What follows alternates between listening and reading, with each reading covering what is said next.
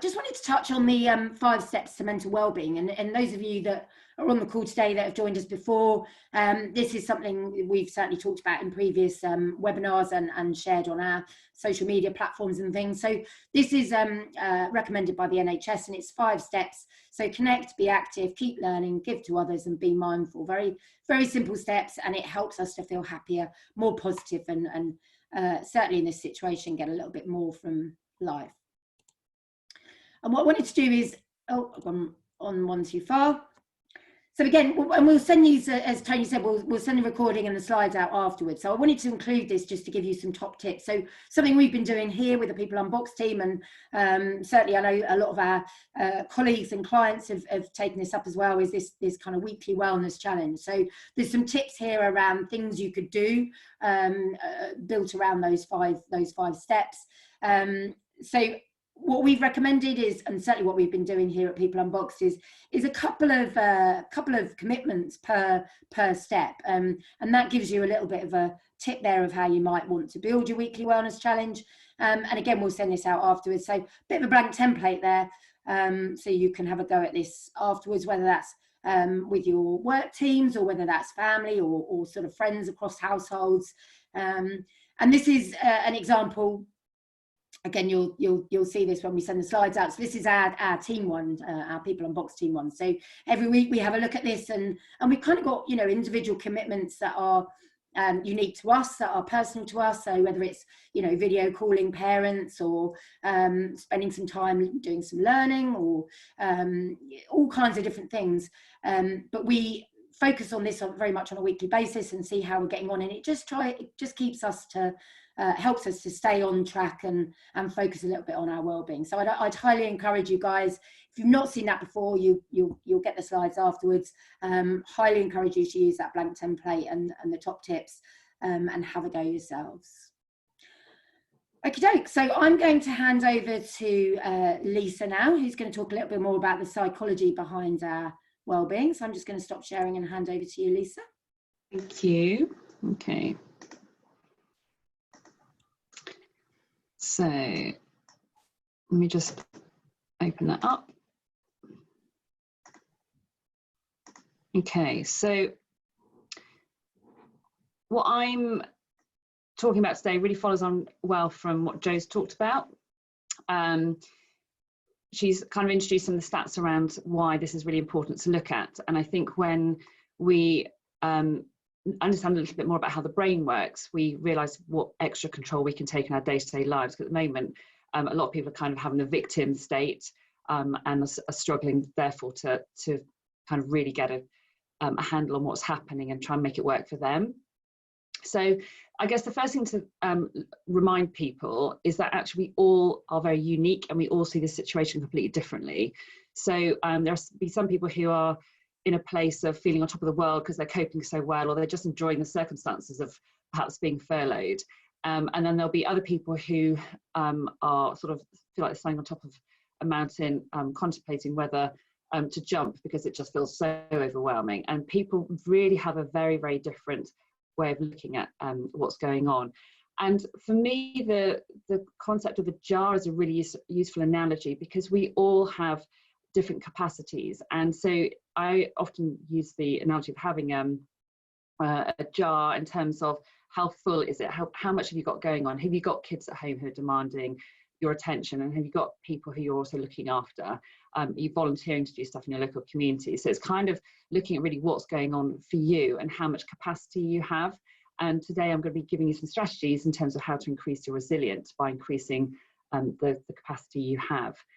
And the circles of control I really like, because we can't change what's going on for us. We can't change that sense of you know, what the reality actually is, but we can change our response to it, and we can change our resilience by thinking about what we do have control over and focusing more on that. And if we change our mindset, it really changes our well-being. So well-being has to be a priority. If it's not, then we really struggle with functioning day to day. So just to have a quick look at the brain, and I always talk, well, I usually talk a lot about the brain, but I haven't got much time today. And just to reassure people that actually the reactions that people are having at the moment are generally normal reactions. So that sense of fear, you know, the anxiety, the worry and so on that Jo talked about, and sadness, is a normal reaction to what's going on at the moment. It's a normal reaction to the kind of uncertainty and the restrictions and so on that we're experiencing. And on the diagram is a little red part called the amygdala, which I liken to security officers. So the purpose of that is to keep you safe. And when there's a sense of threat or uncertainty, that's a bit that starts leaping up and down. The security officers going, you know, getting quite hypervigilant and highly aroused and saying, actually, you know, something doesn't feel right here. And effectively that then floods your brain with emotional chemicals. So you have your emotional arousal creeps up. And as soon as your emotional arousal creeps up, it's like filling your jar with emotion. And basically it takes over, it hijacks your cognitive brain. And your cognitive brain, this bit up here, your prefrontal cortex, is where we do all our rational thoughts, problem solving, planning, good communication and all that. So actually all the functions that we need for our brain to do well on a day-to-day basis really go out the window when our emotional arousal is high. So we have to look at ways of putting ourselves back in control, reducing our emotional arousal, and increasing our sense of well-being in order to be able to function well day to day with our relationships, our work and so on. So in terms of some of the normal emotional reactions that we're experiencing, and there are, you know, some on here, this isn't an exhaustive list by any stretch of the imagination. And I think it's really important when we kind of look at these reactions to understand that they are normal, and we don't need to make what's happening a mental health problem. So for me, when I'm talking to people about their emotional responses, I suggest that if people are experiencing sort of symptoms like this for longer than 2 weeks, and certainly longer than 3 weeks, then that's perhaps the time to start thinking about speaking to a professional about getting some support. But it's okay to feel less productive. It's okay to feel fractious. I mean, gosh, these are emotional reactions that people are having on a daily basis, and they're kind of just going up and down, and you have good moments and not so good moments. That's okay. It's what you do with it that really matters. And so understanding and recognizing what you're feeling, which is part of what I'm going to talk about today, is really important in terms of you being able to take greater control and actually change what's going on for you. And the reason that's important is when we look at these charts here, so the chart on the left, when we get up in the morning, so, you know, ideally in the morning you're waking up and you're feeling quite calm, and before the reality of what you've got ahead of you sets in, you kind of wake up, your emotional arousal is quite low. And then you might suddenly have a thought about, you know, a meeting you've got today, or something you've got to do, which kind of increases your emotional arousal. So you're starting to feel a little bit worried about something, a little bit stressed about something. And then you might be able to do something which puts you back in control. So rather than allowing your emotional arousal to keep building, you think, actually, I'm going to take some time out, I'm going to go for a walk, I'm going to have a cup of coffee, have some breakfast, whatever it might be for you, which brings your emotional arousal back down. And then it kind of zigzags over the course of the day, and that's really normal. We have to make sure that we're tuning into what's happening for us emotionally. Otherwise, we get to a point where emotional arousal starts to spike. And when that's the case, we have problems, because we all have a threshold, and we can all relate to that point where we've kind of lost control, and everything just feels way too much, and we have that kind of like moment, and that's really that sense of emotional hijacking, and it's where our brains go into black and white survival mode, and you can only see the problem in front of you. It's almost like having a spotlight on that problem and nothing else around counts. And we need to avoid that situation, because that really means that your emotions are driving what's happening for you, and your clever cognitive brain doesn't get a look in. So we need to be aware of our emotional arousal creeping up. And I think one of the reasons that's also important, and shown really clearly in the graph on the right, is that we have a certain amount of pressure we need in order to feel at our best. So we need to be stretched. And for me, there's a real difference between being stretched and stressed. So stress for me is never a good term. Stress means we've actually gone over the top of that performance curve, and we're in a point of actually has a detrimental effect on how productive we are, and how we perform, and how we just engage with other people. So you want to have a certain amount of pressure, which I know a lot of people are experiencing at the moment, but not too much, otherwise it does really impact on us. When we think about our early warning signs, most people will experience those quite differently, but most people don't tune into them. So when I ask, one day a week I do psychotherapy, and I often ask people I'm working with, what are your early warning signs? What do you notice happening for you? And people know when they've kind of, it's really spiked, but they don't know what their very first warning signs are. Or perhaps they do, but they don't really do anything with them. So I wanted to do a quick poll, and Tony, I'm hoping you'll be able to help me out here, to ask you if you know what your early warning signs are. So you should have a poll that hopefully is going to pop up on your screen. Thank you. So if you have a look at the question, do you know what your early warning signs are? And then choose one of your responses. And I'm just interested to know from the people on the call what that feels like for you. Okay, it's got a couple of people have voted so far, but I'll give everyone else a chance. Brilliant.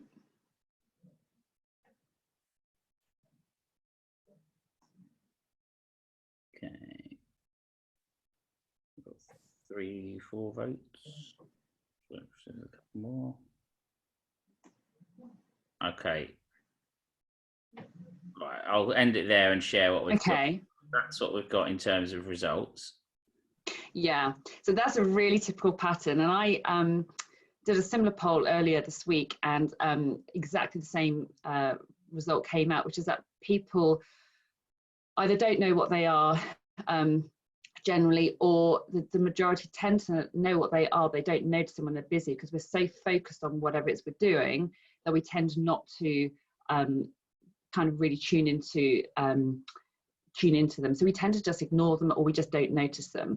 It's really, it's very important that we do start to tune into them a bit more, because if we don't tune into them, we risk getting for our emotional arousal to creep up to the extent where we end up in that zone of being highly stressed, ending up burning out and so on. And we need to maintain our performance at a place where we are in that stretched zone, where we're kind of at our best performance, where we're motivated, where we're able to learn, where we're feeling competent, we have a sense of control, we're able to problem solve and so on. So we need to reduce that risk of burnout. So it's important to look at what activities you can do that reduce your stress levels. Okay, so I put on here some, I've got the website you'll be able to see at the bottom, which is a really good place to go for a specific audit tool. And this really is an extension of what Joe was talking about in terms of the 5 steps to mental wellness.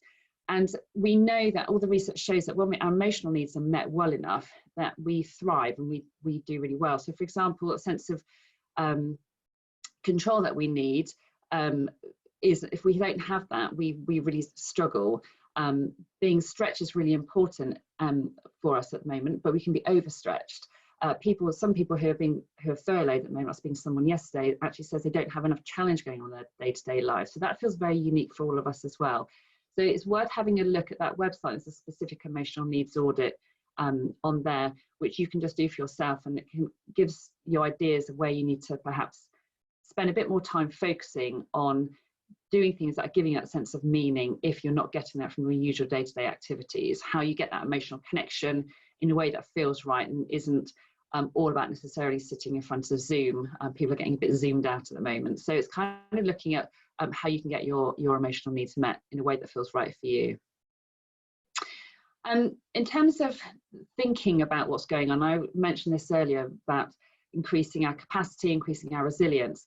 We often talk as if events cause our feelings. So when we're feeling anxious about something, we're feeling overwhelmed, we tend to blame the specific events. So, we're blaming COVID-19 at the moment, and we end up therefore taking on quite a passive view. We end up just being this person who's a victim.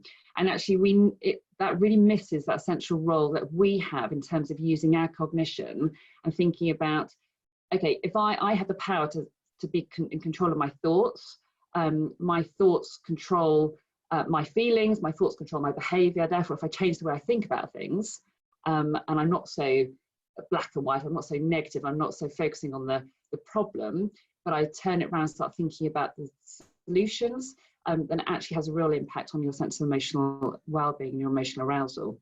When we focus on the problems, which people tend to do, as humans, we tend to have that as our default setting, it just raises our emotional arousal, and we know now what impact that has on our brain.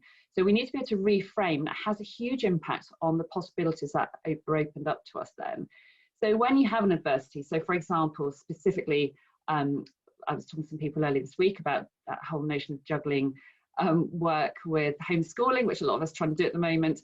You can have that set of beliefs, which I think a lot of people had to start with when they went into shock.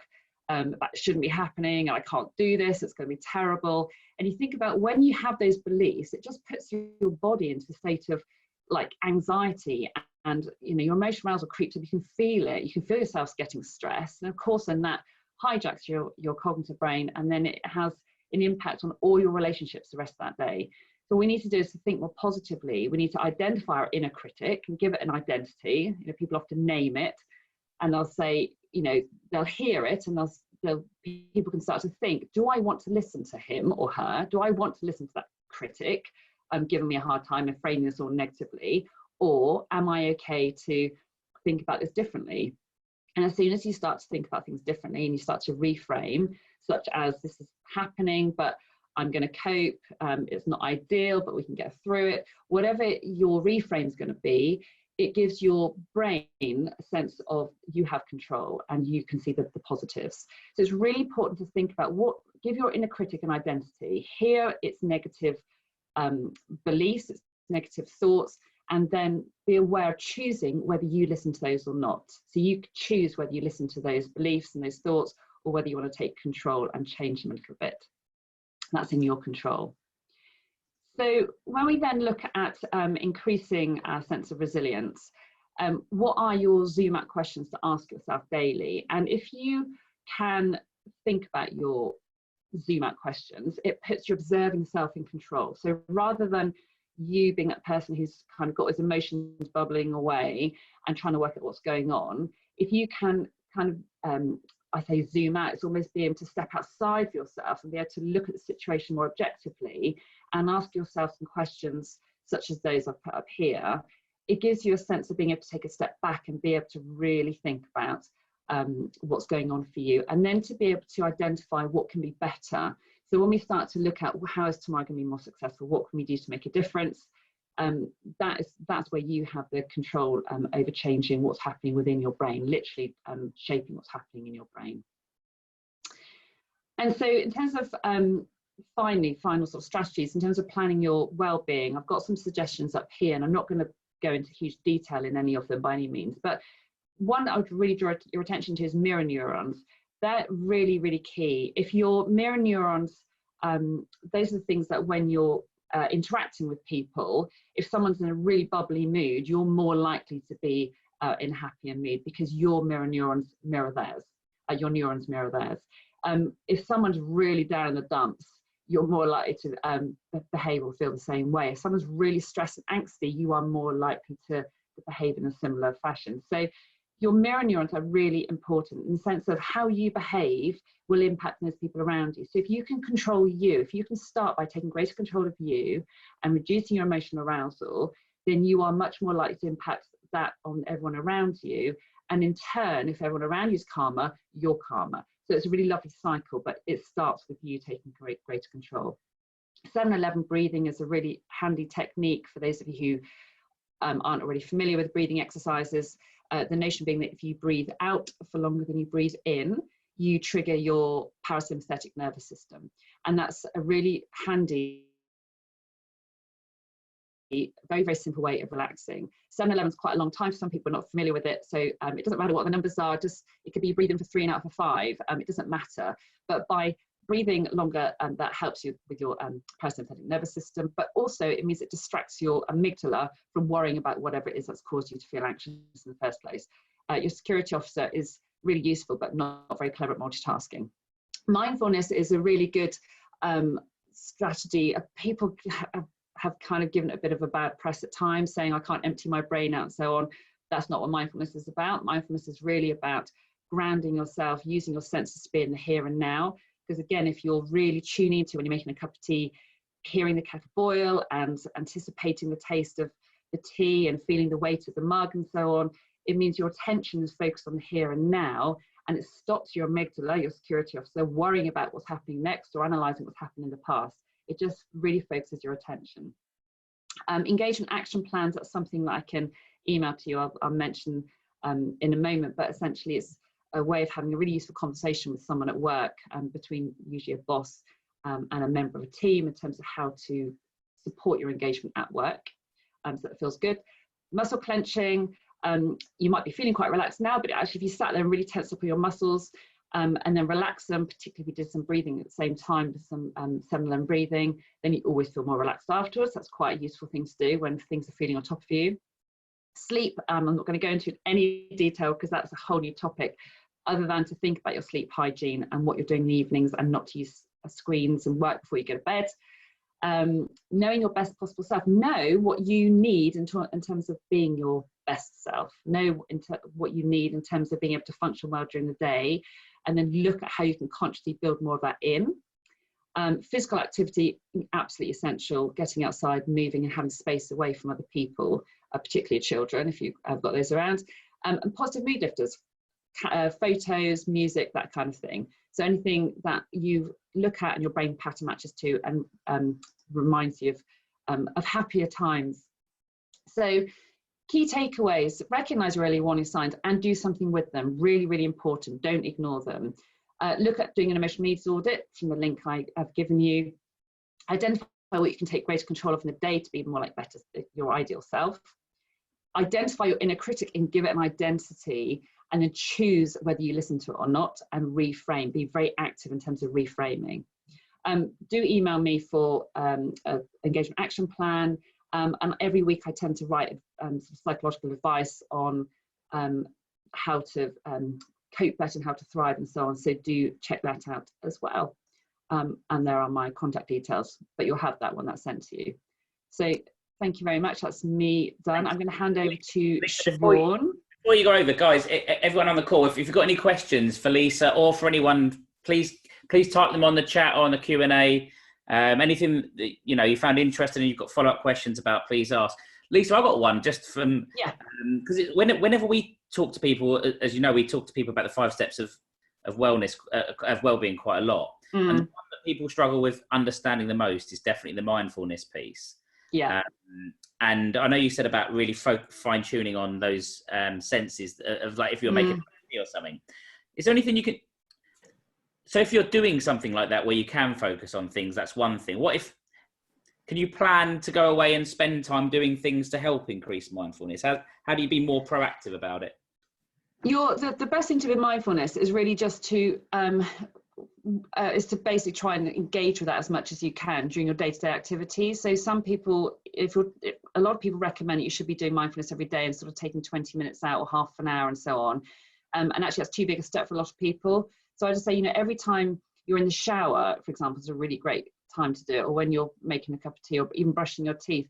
And it's about using your senses. So just being really aware of, thinking, I'm going to just, what can I see? What can I feel? What can I hear? What can I taste? And so on. So using all your senses to really just be in the moment. And I tend to suggest to people, they almost put little post-it notes around to remind them, because these behaviors are so ingrained. And we just take a shower and our brain is going in overdrive while we're having a shower, thinking about what's going to happen afterwards. And actually, if we have a reminder, say, no, actually, I want to smell my shower gel and I want to feel the lather and I want to actually see the steam and actually be in the moment, it really changes. And the sooner you get used to that, it's easier. So it's a habit you have to learn. Great. Okay, thank you. And I really like that, because I think one of the things that came up on previous sessions around mindfulness is people felt they had to, I don't know, dedicate half an hour to go and sit in the garden.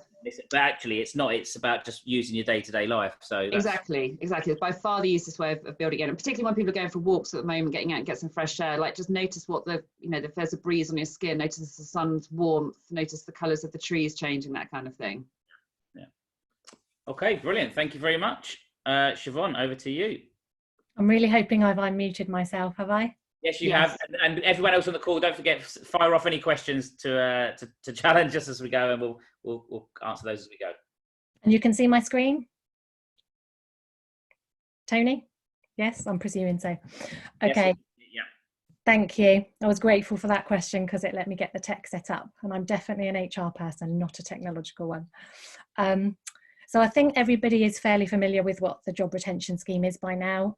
If any of you are using it, you're probably returning people from it by now. So rather than running through it, I thought it would be helpful to go through maybe some of the frequently asked questions that I'm getting from some of my clients at the moment. The way I'm going to do that is through an interactive quiz. So I'm going to share a question with you, and then Tony's going to help me with a poll, a bit like we did with Lisa, and I'll ask you all to vote on the correct answer. It will be multiple choice again. There's only one correct answer, and then I'll go through a detailed answer once you've had a go at answering it yourself. As Tony said, if you do have any questions that lead on from those, just pop them in the chat box and we'll try and answer them. If I don't manage to answer them today, I'm quite happy to get back to you afterwards, but I think there's probably the number on the call is fine to go through those anyway. Okay, so the first question, can I tell employees that have been furloughed to take some of their holiday? And your options are A, employees can't take holiday if they are furloughed. B, employees can take holiday if they are furloughed, but I can't tell them when to take it. Sorry, the poll has just moved over my, oh yeah, and C, employees can take holiday if they are furloughed, and I can ask them when to take it with the correct notice. So we'll just give you a couple of minutes. Tony, I can't see the voting, so if you could. That's fine, I can see it's coming in, yeah, that's fine. People are voting now, that's fine. So put your answers in, guys. Don't worry, you're not being scored or judged. We can't see who's answering what. We can just see the numbers that are coming in. And there's no punishment if you get it wrong, don't worry. Yeah, don't worry, I can't see who's answering. Anyone else gonna have a quick vote? Maybe people aren't sure. We've got 4 answers. I'm going to share what we've got. Here we go. Yes, if you don't know. Here we go. I'll show you what we've got, Siobhan. Here's what we've got. You want to tell them if they're right? So is it's saying the red is the most? Three people. Yeah, the highest one is the red. So 3 people have said C. So is that correct or is that wrong? Brilliant. C is actually the correct answer. So 3 of you are correct. It is possible for employees to take holiday whilst they're on furlough. In fact, the guidance was updated again last night. So we are absolutely sure of that now. And it is possible for an employer to instruct an employee when they have to take leave. However, to do that, you have to give them the correct notice, which is double the amount of notice for the amount of days that you want them to take. So if, for example, I want my employee to take 5 days leave, I need to give them 10 days notice. And to be really pedantic about that, that notice needs to start before the 10 days. So you need to do it on 11 days before, let's say. And obviously lots of businesses are thinking about this because they're concerned that when they're able to open back up again or start operating at full capacity, if employees haven't taken all of their leave, they're going to be overwhelmed with requests when everybody comes back. And that's possibly going to then prevent them delivering their service or making their products even more. So it's really important to think about that if you are in that situation. Just a final note on that is that employees do continue to accrue their annual leave whilst they're on furlough. So everybody will return with their full entitlement. So, you know, my top tip for that is plan what you're going to do with the holidays before people return. Okay. So the next question, how much should I pay an employee that is furloughed if they're on holiday as well? So how much should I pay them for that day? Your first option A is 100% of their salary, B, 80% of their salary, or C, nothing at all. If you're unsure, I'm quite happy for you to take a guess.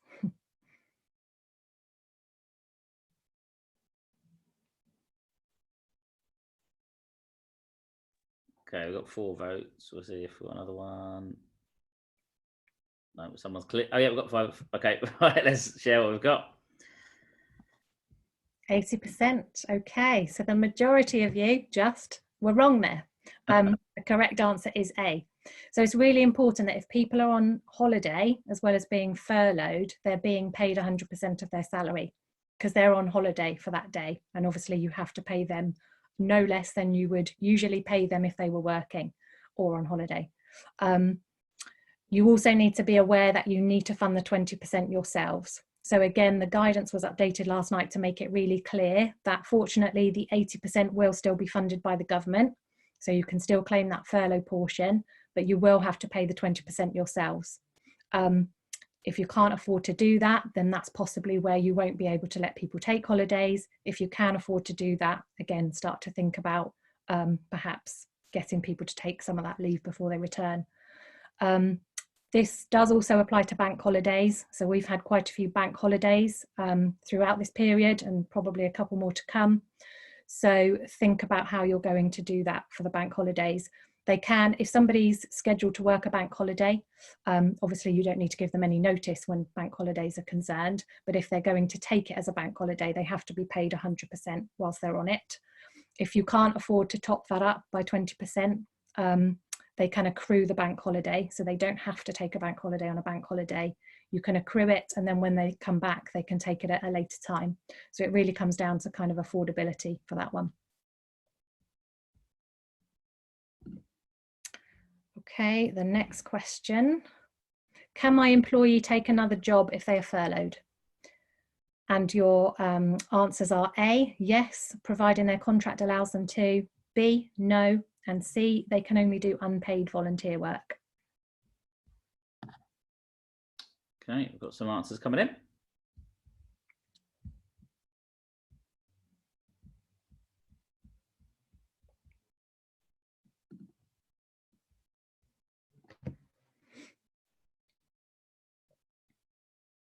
Okay, here we go, Siobhan. Are they right? Yeah, the majority are right this time, so it is A. The scheme does allow furloughed workers to take up other employment whilst they're furloughed, but you should have a clause in your contract that would ordinarily allow your employees to take up employment elsewhere anyway. So if you've got one of those contracts where you don't allow them to, then you could argue that they shouldn't go and get another job.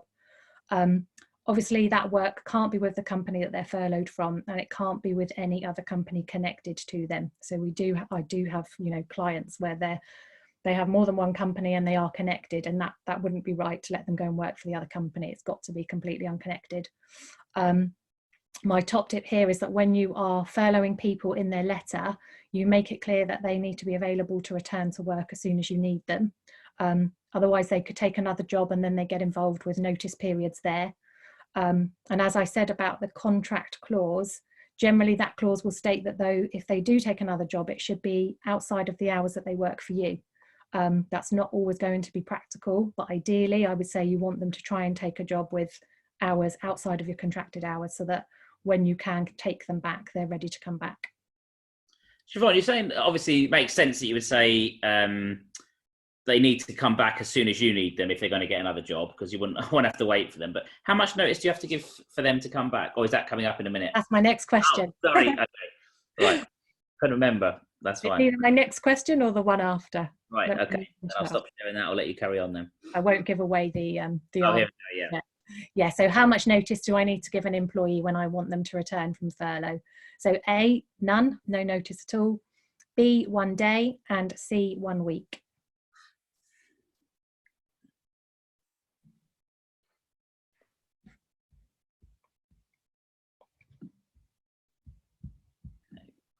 Got a few votes coming in. Let's wait for a second for the fifth one. Right, here we go. Are they correct? Wow, nobody was correct. The correct answer is none. So there is no official notice to return somebody from furlough. Probably because with, you know, a lot of things in the furlough scheme, this has been put together at breakneck speed and they haven't had time to think about all the added extras that you would need for a proper scheme. So it's probably just something that's been missed, but there is actually no notice period. However, I think you need to be practical and you need to be reasonable and understand that there's a lot going on in people's lives at the moment. And as we've said, if people are furloughed, they're feeling all kinds of things and probably trying to do other things at the same time, like volunteer or work or look after children. So you do need to give them as much notice as possible. And my top tip for this is that if you ensure you're communicating regularly with your furloughed employees, then them returning shouldn't come as a surprise anyway. So keep them up to date with things as they progress, keep them up to date with your plans. You should be checking in with them, you know, at least every week anyway, so that you're having that conversation about, I foresee in 3 weeks, we might have a new contract, which means you'll be able to return to work, etc. I wouldn't advise anybody, you know, ignores their employees and then gives them a call the night before to say you're all due back tomorrow. So yeah, it's just about keeping it reasonable and realistic, really. Yeah. And Siobhan, just to clarify that, if people do ask for them to come back the next day, can they turn around and say, I'm not ready? Is that the position we're in?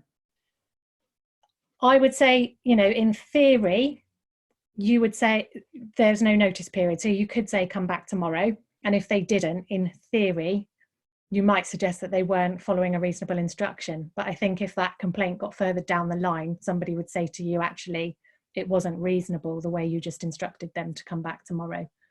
It's all about reasonableness.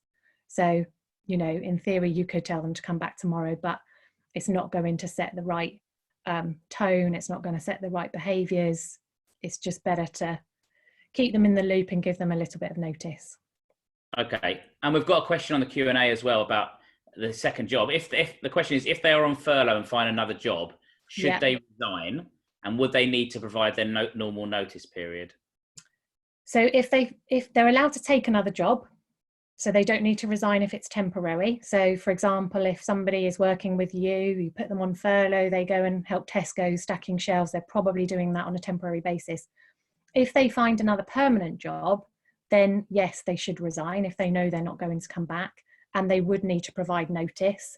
I think what you would probably find is that they would perhaps not, you know, some people might not do it straight away so that they can benefit from both, or so that they can work out whether the new job is definitely for them. They'll have a probationary period. They're probably going to want to feel secure before they resign with you. So you might find that they don't resign straight away, but yes, their normal notice would apply. So they would need to provide that for you. I guess what you could get into is, let's say they're on 4 weeks notice and you tell them they're due back in 2 weeks. What happens with that remainder of the 2 weeks? It's whether you make a judgment call that you're going to allow them not to give the right amount of notice because of the situation that we've all found ourselves in. It's all about, again, being reasonable. Okay, and there's a follow-up comment on that saying they're at risk of redundancy. If they were at risk of redundancy, how does that change that answer? So what's the question? Sorry, that if they are at risk of redundancy, should they they're at risk of redundancy and they've found another job? Okay, yeah.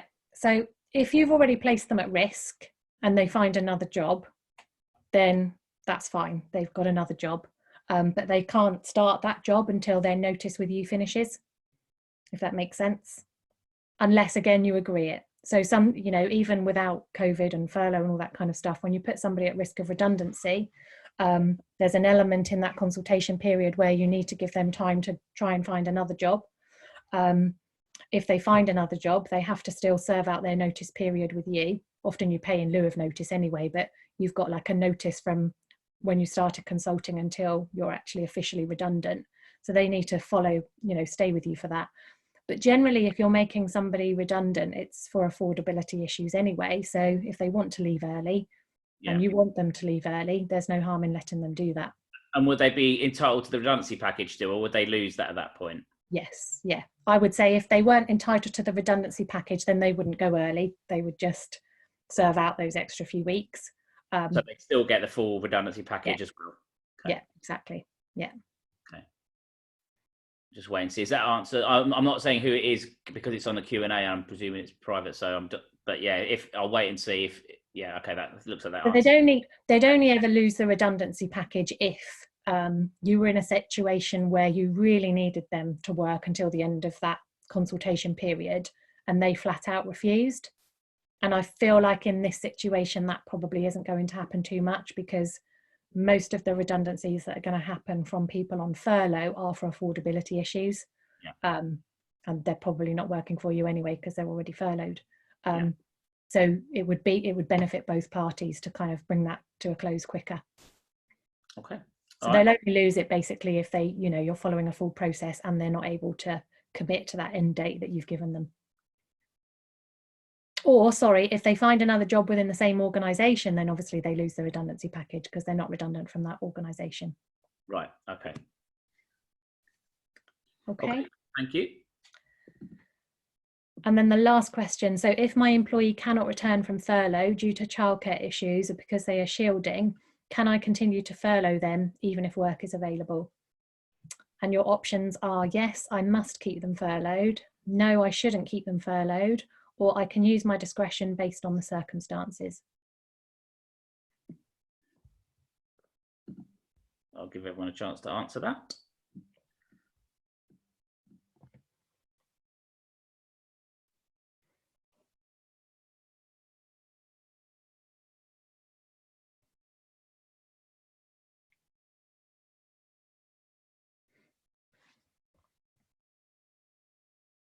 Okay, I've only got 4 this time. I'm going to share it here, and there we go. That's what we've got. Siobhan, is C correct? C is correct. So most people knew that. Oh, sorry, I'm on the wrong screen. So the most important thing I would say is that people need to understand that no employer is obliged to furlough anyone or to keep them on furlough. So you don't have an obligation to use it. But what we do know is furlough is available for those shielding, and it is available for those with childcare issues. There was a lot of debate about that at the beginning, but we now know that that is the case. And what would seem sensible is that if you're ready to return people from furlough before the scheme ends, but you know that they genuinely won't be able to return because they've already been off on furlough, and you know they have childcare issues, or you know they're shielding, that you continue to use the scheme. That would seem the most reasonable way forward. Once you take them off the scheme, the reasons for them not being able to come in aren't going to go away. So you would be left trying to decide whether the person with childcare issues instead takes holiday, unpaid leave, or parental leave. And as for the person shielding, it would just seem quite unreasonable to take them off furlough and demand that they come in when you know that they can't. It is worth discussing with those with childcare issues whether they could do some work from home, if that's possible at all, if they're in that kind of role. And if so, obviously you would need to take them off furlough, and you'd need to be really clear about what you expect from them in that time. So it might be that the conversation starts with them saying they can't come back for childcare issues and ends with you actually compromising that they can work from home and maybe reduce their hours, or just complete some projects and not do everything else that they would usually do, and that's absolutely fine. But obviously if it's a situation where they have to come to site and they've got nobody to look after their children, then you're going to end up in a place that's probably a lot harder for them if you don't continue to use the scheme. And with those shielding, it is worth checking that those shielding are definitely shielding. So a lot of people are getting confused about the different categories of what is vulnerable and what is shielded. Furlough is available for shielding, but it's not available for all the other different categories below that of vulnerable people. So sometimes you do just need to check that they are definitely falling into that category of shielding. Where can they check the categories? They are on the government website, but if they are shielding, they will also have received a text from the government or a letter, but I think it's generally a text, and you can ask to see that. The other thing sometimes I do is, if people don't want to be that confrontational in terms of show me the text, I put in the letter something around if it becomes clear that you weren't shielding and therefore HMRC don't reimburse us, the liability will pass to you rather than us. We won't be able to pay you that 80% because we won't have got it back, because we claimed it based on the information you gave us, and that information wasn't correct. Okay. All right. Okay. And that was my last question. I've got one more question, sorry, which was based back on that first question, the first point you had about holidays. Yeah. Because I've had a couple of conversations about this with various people, and not just about what you can do in terms of you can give people notice to take their holiday, but maybe what's the right thing to do, because I've heard two ends of the scale here. Most of the people actually saying, well, it's not fair to ask people to take holiday at the moment because they can't really enjoy it. But if we end up being on lockdown and people are furloughed until, let's say, October, November, it's also net foreign organisations that people have got 6 weeks holiday left to take in the last 2 months of the year. So is there any guidance on what's the right thing to do? So I think the missing piece there is to remember that everyone still needs their downtime. So whether you are going away or not, I think we're all thinking about this in terms of, well, we can't go abroad, we can't enjoy our holidays, but actually not everybody goes abroad with their holidays. okay, they do usually do other things that we can't do in lockdown. But, you know, as Lisa was saying, it's a really stressful period, and lots of people are not just trying to do their work, they're trying to look after their kids, or maybe older people in their family, or they're trying to volunteer, or their work's got even busier. So I think in terms of, it's not just about that the business needs them to take it, it's also about you've got a duty of care to your employees and they need some downtime. And I think if you know, go from March to what could be October, it's reasonable to suggest that whatever their situation, people need some time away from work during those 5 or 6 months. Yeah. So I think, you know, there is a strong argument that you are also helping the employees. I think it would be a bit unreasonable to say everybody's got to take their full entitlement before they return if they're working on a April to March holiday year. That wouldn't be the right thing to do, because that would be too much downtime. And then obviously when they come back, they've got still half the year to go with no holidays. So it's about being reasonable. I think, you know, take a portion of it and ask them to take that, and it works for both parties. But don't go too far in making them use all their leave or something like that. Yeah. Okay, brilliant. Thank you very much. Okay. You can see Siobhan's details there. Stop sharing. Brilliant. Thank you, Siobhan. We're going to move over to Rachel.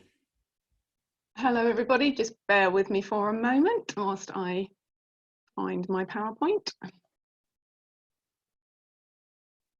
Hopefully everybody can see my screen now. Can you see it, Tony? Yep, all good. Great. Okay, so hello everybody. I feel a bit like the best man at the wedding in that I've followed everybody else. I've sat here very nervous waiting for my chance to speak, but also thanks to everybody before me, because it's given me the opportunity to link what I'm talking about in with what everybody else has said.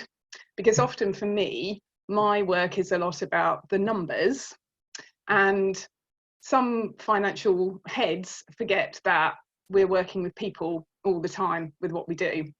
So I just wanted to start by looking at Maslow's hierarchy of needs. And I'm sure that everybody on this chat is well aware of Maslow and his hierarchy. And what we're aiming for in our lives is to get to the top of the pyramid and be the best that we can be. But COVID has come along, and what I found with a lot of my clients and the businesses that I help and support is it's dropped people back to the very bottom of the pyramid, and they are worried about literally where their next meal is going to come from, and their personal security, their jobs, their businesses. Now, I'm not sure who we've got on the chat in terms of the working relationships that you have. So whether we've got employees, whether we have self-employed people here today, or whether we have business owners, I'm guessing we may well have a mix of the three. And obviously everybody is going to be impacted in different ways. As Lisa said, we are going to react in different ways to the circumstances that we've been thrown into by this virus. And so what I've tried to do with the help and support that I'm covering off is cover it for different categories. There's an awful lot of information that I've got for you, but I'm not going to go into it in detail because it will depend on individual circumstances. What I would say is I'm very happy to help anybody on this chat today if you're not getting any help and support from anywhere else, from the people that you deal with. So my contact information will be at the end of all of this. Please do not hesitate to come back to me if you've got any queries about all of this. But the biggest problem with everything that's happened with COVID is the stress that it's causing everybody. And as Lisa said, it's finding a way for us to take back control in this situation. And I am in no way a psychologist or an HR expert, but what I can do is help in some ways to take back financial control, depending on the circumstances that you might find yourself in. So just looking at the situation, if you're an employee or if you are just yourself, if you are furloughed, you can be paid up to a maximum of £2,500 a month, depending on your salary, and that will be 80% of your gross pay. Your employer should be taking care of this for you. If you are an employer, we'll come on to that in a minute. The rules have changed around sick pay, and again, I'm sure Siobhan would advise on this as well, so you can now claim sick pay from day one. Universal credit has changed and it's now higher than it was meant to be, and it's easier to gain access to, as with things like other benefits that are available. If you are pending eviction, and let's hope that nobody on this call is, but if you were, then the evictions are put on hold at the moment, and lenders are offering mortgage holidays. And also there's a lot of help and support out there for your bills and your council tax. And what I would stress again in all of this is, please don't stick your heads in the sand about it. Talk to the relevant people, get yourself on the phone. And again, it is back to what Lisa was saying about taking control. It's very easy to think, oh my goodness, I don't know how I'm going to pay the bills, I don't know how I'm going to pay the mortgage, but sitting at home and worrying about that won't help the situation. So it's sometimes plucking up the courage to make that phone call. And I've been finding, in the experience that I've had throughout this process with helping my clients, is that there are a lot of sympathetic ears on the other end of the phone, and there are plans that can be put in place to help you through these difficult times. So if you're finding that your household budget is really being stretched by all of this, it might be worth taking time out to go through your numbers, look at your bills, and then talk to the relevant people about those bills and see if there's anything that can be done to help you in the short term, because there are plans in place and there's more sympathetic ears out there when you get on the phone. So that's one key thing that I would definitely say, is keep talking to people. Don't stick your head in the sand with this one. So for the self-employed, oh sorry, I've gone too far now. Go back on. For the self-employed, so those of you that are self-employed, you may well be aware that the scheme, the SEISS scheme, has opened up this week. So a lot of people have been contacted directly by HMRC to say that they're eligible for the scheme. That's brilliant, but I will say that not everybody has been contacted by HMRC. So if you are self-employed yourself, or if you know anybody that is self-employed, my advice is get in contact with HMRC and find out if you're eligible. The way to search this is you go to the gov.uk website and you just type in self-employment support, and there is a link that you can click on to check your eligibility. And when you go in to check your eligibility, what you will need is your self-employed unique taxpayer's reference and your national insurance number. And that's all you need to check at this stage. If you don't know where to find those, they will be on your tax return, they will be on any tax calculation type information that you've had, or they will be on any letters that you get as a self-employed person from HMRC. They'll be on the top. Your unique taxpayer's reference, which is sometimes called UTR, is a 10-digit number. So that's what you're looking for if you don't know where that is. And then you pop that into the calculator and it will tell you if you're eligible or not. If it comes up with that you're not eligible, there might be various reasons why. And what I would suggest you do at that point is speak to somebody who can help you with that. That could be me, it could be your accountant, it could be a bookkeeper that you are in contact with. So just check out, because there are a variety of reasons why you may not be eligible for the grant, but definitely check in the first instance. If you're a VAT registered business, then there is the VAT deferral period at the moment going to June 2020, which effectively means that any VAT owing between that period is not now payable until March 2021.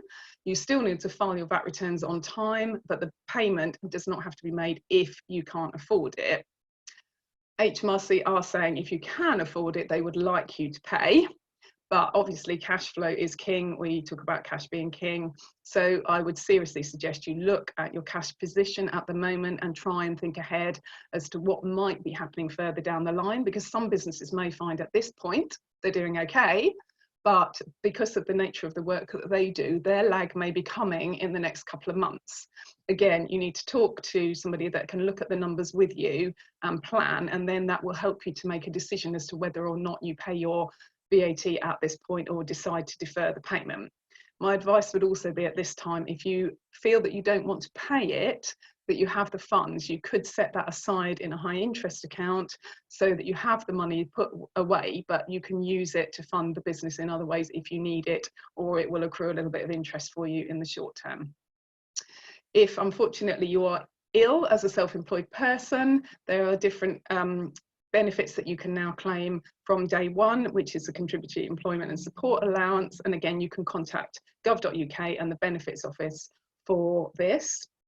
And the other good news, and I do have to say that the government have come up with so much help and support as a result of COVID-19. I have been absolutely flabbergasted at how quickly they've reacted and how much help there is out there. So another real positive is that if you are paying self-assessment payments on account, which basically means if your tax bill was over £1,000 when you filed your tax return by the 31st of January, you would have a payment to make in July, which is effectively paying a bit ahead for your tax for 1920. This has now been deferred and your balance won't need to be paid until the end of January 2021. So just bear that in mind though, that you will still have to make the payment at the end of January, but you have got a 6-month deferment on that, which is great and really positive. Obviously, if you have any questions about this, please fire them away into the Q&A. We can cover off anything that's relevant for everybody at the end, or I'm more than happy to deal with individual questions by email afterwards as well. So business owners, so this tends to be more for limited companies or bigger companies as well. So VAT, exactly the same as for anybody that's self-employed and VAT registered. You've got the deferment in place. PAYE, so you still have to pay over to HMRC the tax and NI that you're deducting from your employees at the moment.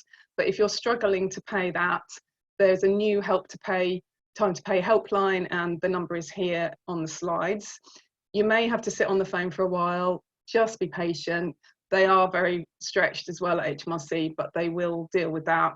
If you're struggling, they also have a web chat that you can get onto. Just again, they are very, very stretched, so it might be tricky, but keep trying. A little word of advice, their lines tend to open at 8 AM. So if you get on the phone at about 1 or 2 minutes to 8, you often get through much quicker than waiting till later in the day where you may well sit on the phone for ages. And if you ring towards the end of the day, when their phone lines are shutting, and they are shutting at 4 a lot of the time because they've got staff off with the coronavirus, they won't answer the phone if you get on at like 3:45. You may well sit there and sit there and sit there. So just bear that in mind. In early morning, early bird catches the worm with that one. Now the furloughs, obviously, Siobhan's talked a lot about the HR side of furloughing, and obviously talked to Siobhan for advice on that. In terms of claiming, the portal's been open for a while now. It is very, very straightforward. What I would seriously advise you though is do your own calculations. Keep a record of everything that you've done and the figures that you've used to put into the portal. When you put the figures in, you can take a print screen shot of what you've put in. So I would suggest you save all that information, because HMRC are reserving the right to audit after the event. So just hang on to everything. Don't just plonk the figures in and hope that everything will be all right. Keep your records. Use a spreadsheet if you need to. There is a calculator that HMRC provide, but just a word of warning, depending on what dates you put in, it can give you different figures. So I would advise a manual check and a reasonableness check. And again, if you need any help with that, then there's people out there that will definitely help you with that one. The rates relief grants, which came out at the very beginning, have been a godsend to a lot of people. If you're eligible for it, your local authority will provide you with the payments. You do need to check though, because again, the advice at the beginning was that the local authority will get in touch. Yes, they are doing in most cases, but I would still advise, if you think you're eligible for it and you haven't heard anything, I would contact your local authority about the grants. Depending on the rateable value of your company, you will either get a £10,000 or a £25,000 grant. And following on from that, there's business rates relief for the current year for certain businesses, those in the retail and the hospitality sector. And again, you can check your eligibility for that depending on the type of industry that you're in. There's support from your landlords about eviction as well. You need to talk to people, there's help out there. Again, just make sure that you don't stick your head in the sand with that one. And there's obviously now 2 types of loans that have come out. The first one that came out was CBILS, the Coronavirus Business Interruption Loan Scheme. That was proving a little bit more problematic in order to access the funds. The banks were not being very helpful. But now from last week, the government brought out the Business Bounce Back Loan Scheme, and that has proved completely different. There's lots of banks offering that, and it's a much easier loan to get access to. It's 100% underwritten by the government. There are no payments for the first year. There's no interest, or the government is effectively picking up the interest for the first year as well. And also you can borrow up to 25% of your turnover or £50,000, whichever is the highest. And so it's not based on profitability, but based on turnover. You are also allowed to estimate your turnover for the year up to the end of 2020 year, if you are not sure what your final figures are at this point. So again, if you want help with that, I would talk to a financial advisor on that, but the loans are very, very easy to get. I personally have applied for one for my business and it was very straightforward. So I'm actually advising my clients to look to getting that if they think that they may well need the help coming further down the line. Oh, sorry. So company directors are in a slightly different position. Obviously, if you're running your own limited company, then the grants and the tax deferments all apply to you as well. So think about what options are available to you. The other advice I would give to all business owners, the same as for individuals, is look at the bills. Have a look at all your overheads at the moment. It's a time for a review. If you are quieter than you may well have been before, then take the opportunity to go through the numbers, talk to your financial advice team about that as well. See if there's any ways that you can cut some of your costs, shop around, see if there's different like insurance available or things like that. It's a good time from the positive side of things. And again, from what Lisa was saying, and obviously Joe, taking control of the situation. If you're feeling a bit more in control of your numbers and that you are calling the shots rather than everybody else controlling you with the money, then you should feel a little bit more financially secure, which should help reduce the stress of this time as well. You can furlough yourself as a director. Depending on how you're paid, obviously you will only get back 80% of any director's salary that you pay yourself and what is put on your tax return. So you need to just be aware of that one.